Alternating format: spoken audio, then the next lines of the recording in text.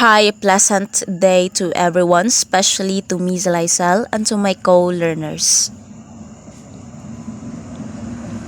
I am Jane Sairi Aniego from the Department of Economics 2, Block A as your Today reporter. At this juncture, we are now in the fourth subtopics of Unit 2, Financial Statement Preparation, Analysis, and Interpretation, which is the analysis of financial statements as the continuation. Yet before we delve into the analysis of financial statements, let's have first a recap to the subtopics that were reported recently by my colleague to refreshen our cognizances. The first presentation, which delved the first subtopic, it is all about the financial statements. We had learned that financial statements are structured financial representation of the financial policies and of the transactions undertaken by an enterprise. Its general purpose is to provide information about the financial position, performance, and cash flow of an enterprise that is useful to a wide range of users in making decisions. It also shows the results of management stewardship of the resources invested to it. And in the last two presentations, the use of ratio analysis as the second topic and the ratio analysis focusing on the categories of financial ratios as the third subtopic, we recognized that ratio analysis is a method of financial evaluation whereby the relationship between the items found in the statement of financial position, statement of comprehensive income, or both are being established. Without further ado, I welcome you all to the cerebral citadel of the analysis of financial statements. Guided with this learning objective of us, for me to impart the cognizances in a detailed way. Our first objective for today is all about definition of financial statement analysis, followed by its objectives, and lastly, the methods utilized in financial statement analysis.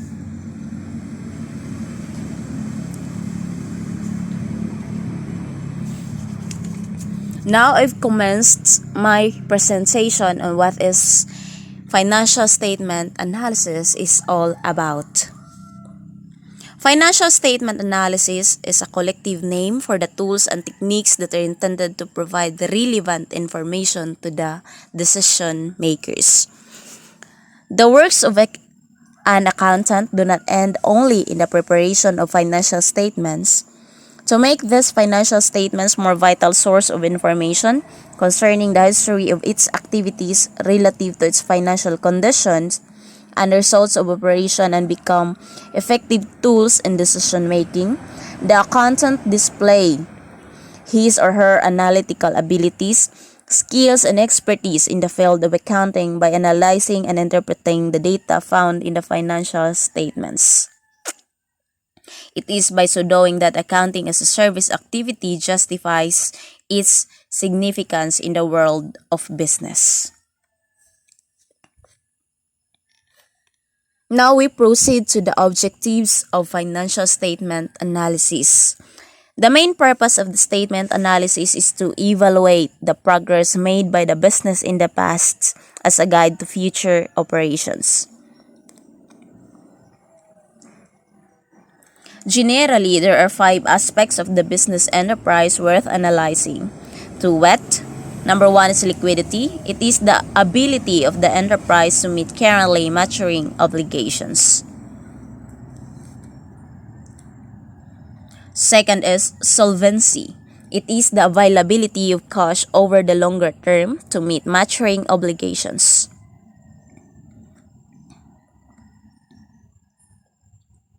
Third is profitability. It is the ability of the business to generate more profit. Second to the last is financial structure. It is the source of financing for the assets of the enterprise. It indicates how much is borrowed capital and how much is equity capital. And last objective is capacity for adaptation. It is the financial flexibility of the enterprise to use its available cash for unexpected requirements and investments opportunities. Now we are in the last learning objective. It is all about methods utilized in financial statement analysis. The most common method of statement analysis employed by accountants as financial analysts are as follows. Number one is presentation of statements showing the component percentages. The ratio of the peso amount of each item as related to the total of which it is a part is called component percentages. A statement showing the component percentages is called common size statements because in the financial statements are being condensed.